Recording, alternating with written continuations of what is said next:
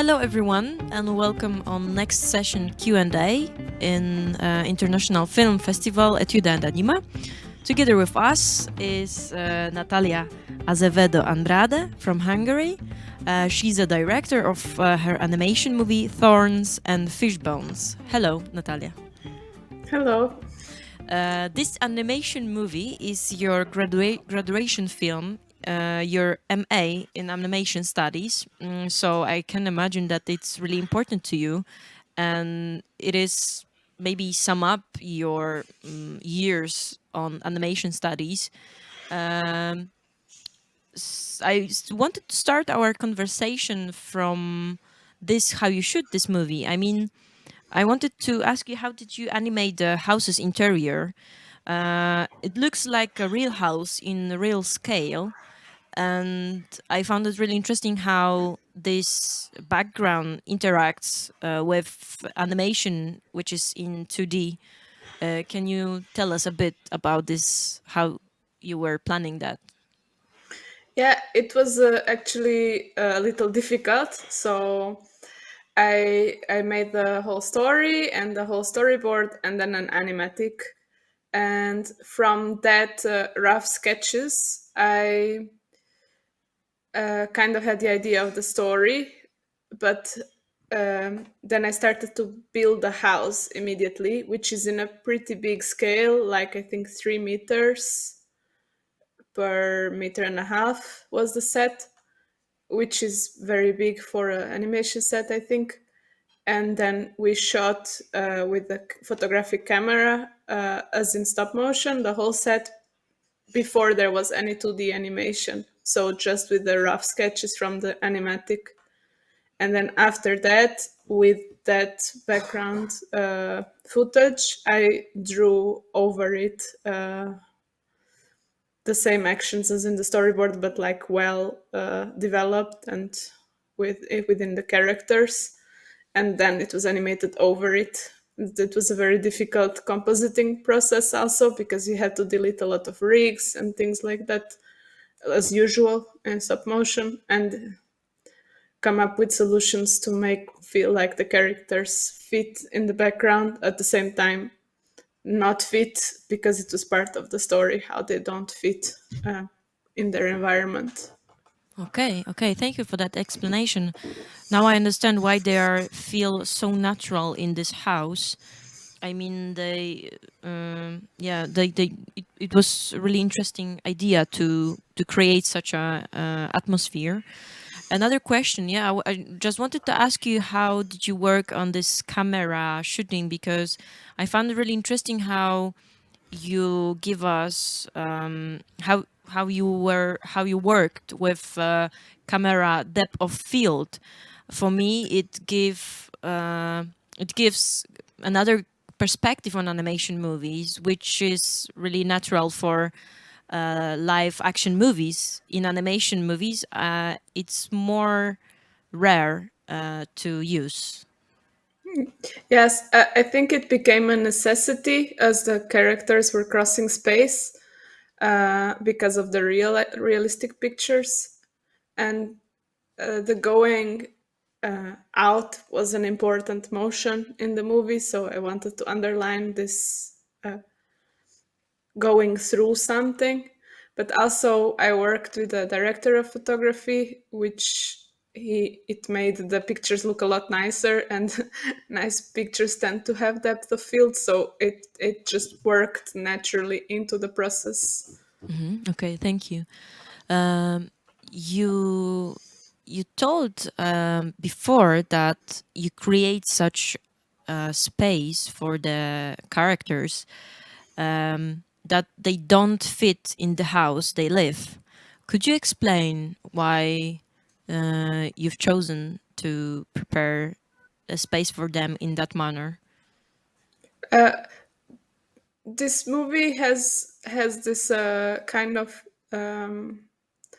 theme of people struggling with their relationships with each other and their circumstance, like how they are living.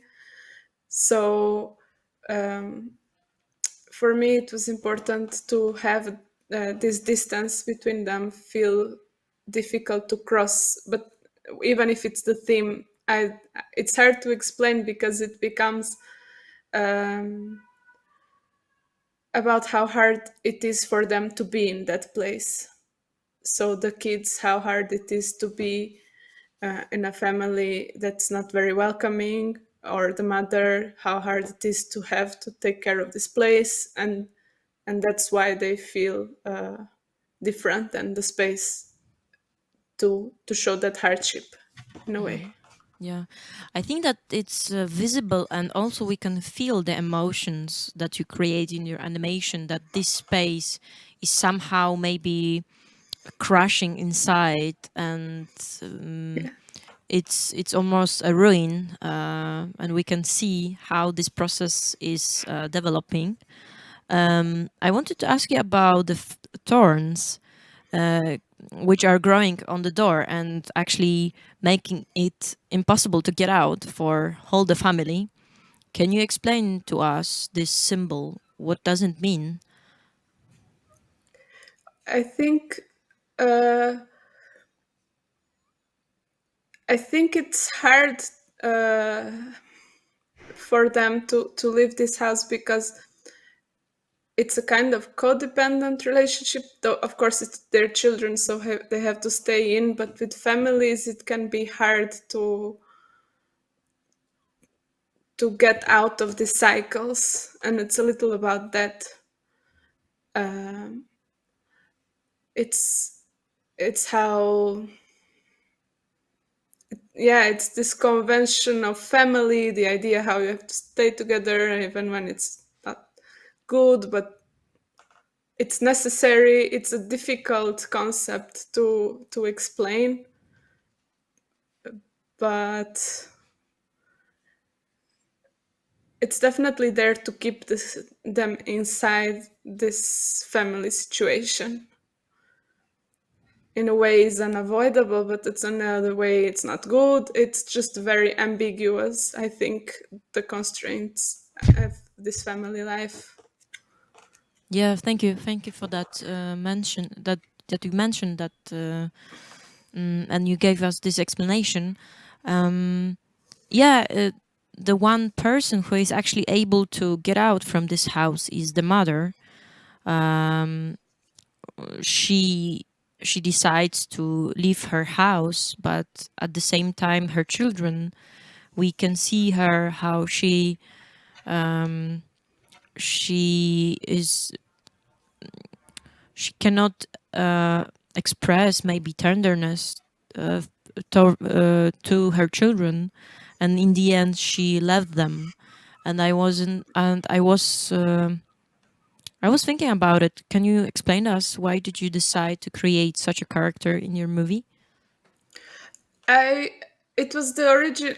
So the first point of the movie was this point when she runs away, and then I worked backwards from it because it's related to a story that I heard about someone who just ran away and from their children, and how harshly you can judge a mother which runs away from their children because it feels so wrong. But at the same time, the mother is also a human being which has her own struggles, and I wanted to make it sort of unavoidable and understandable, this situation, while also not diminishing the pain what creates in the children to live in this kind of family where the parent leaves.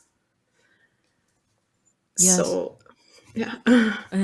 Okay. Yes, that's true. You don't give us a full explanation. What is the reason that mother has decided to leave her house? You just give us some scratches or maybe a symbol.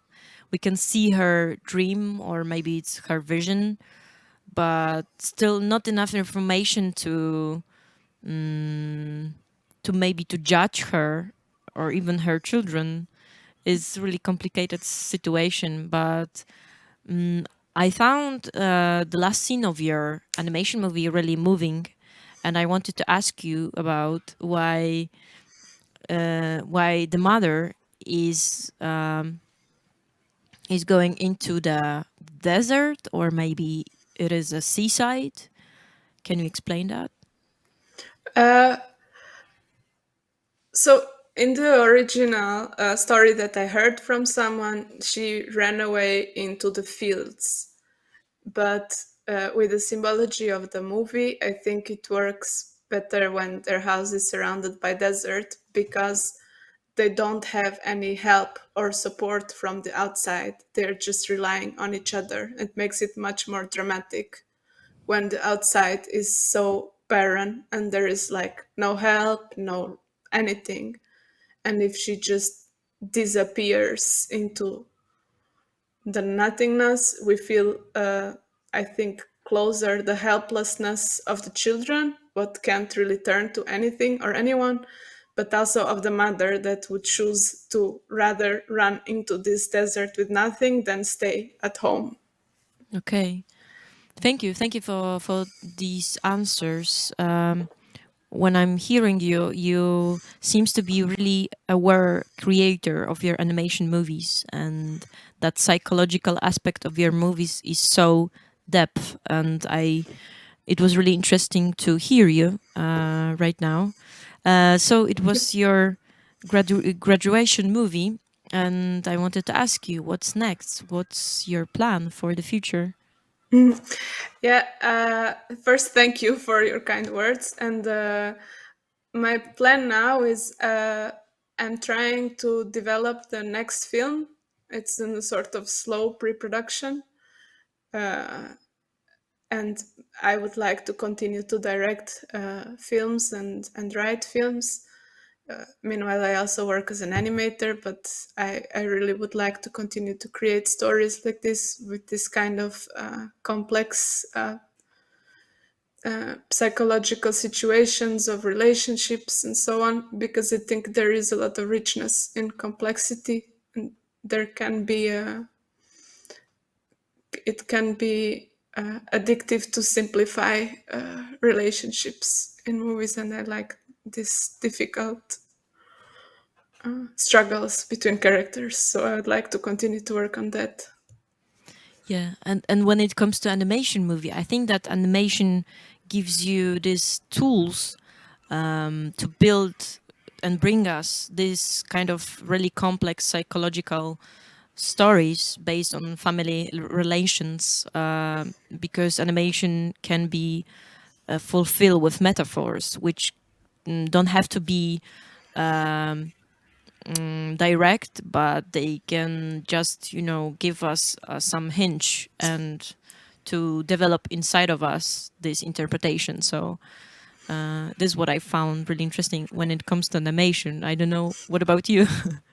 Yes, I think so. That animation, um, it helps us see the world in a way, because when we are in the world, we don't just see photographs of everywhere. We have feelings, we have thoughts, we have sounds, we have smells, memories mixed up. Like, even if you're going to the store, you remember your grandma or the smell of coffee. And I think animation, it's much easier to show this kind of stream of thought or stream of feelings than maybe a movie where you just focus on a visual, literal translation, which is, I don't think, even closer to how we experience life. So it feels less direct, actually, in a strange way. Thank you very much for these answers and for your thoughts about the animation in whole, but in also about your work. Thank you, Natalia Azevedo Andrade, the director of animation movie Thorns and Fishbones. Thank you for being with us, and good luck with your next projects. Thank you.